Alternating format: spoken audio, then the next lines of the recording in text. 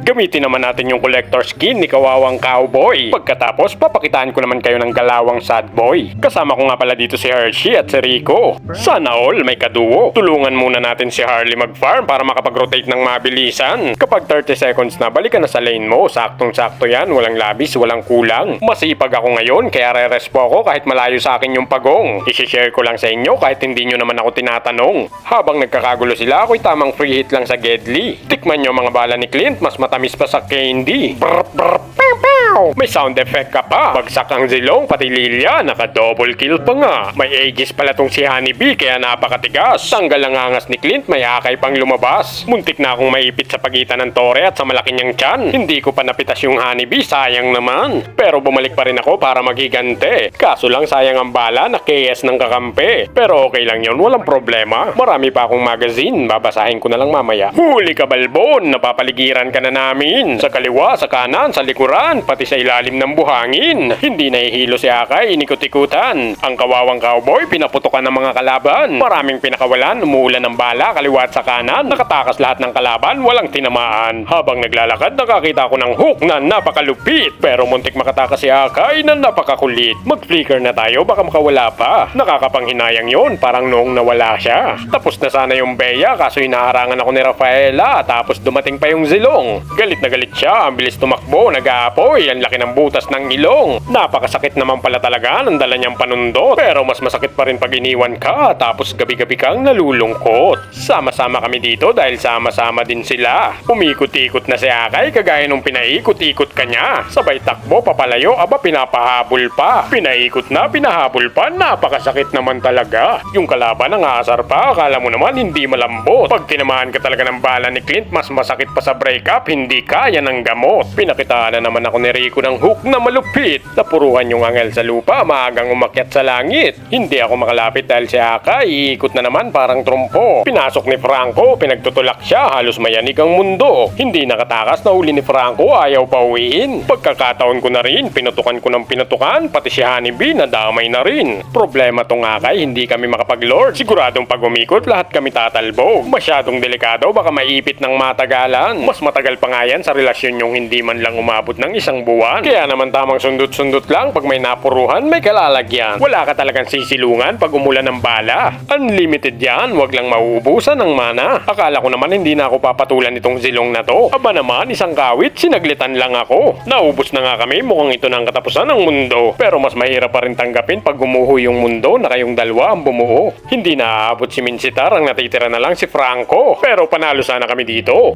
kung hindi kami natalo. At wala talagang forever, kaya ang nanalo yung mga winner. Defeatory!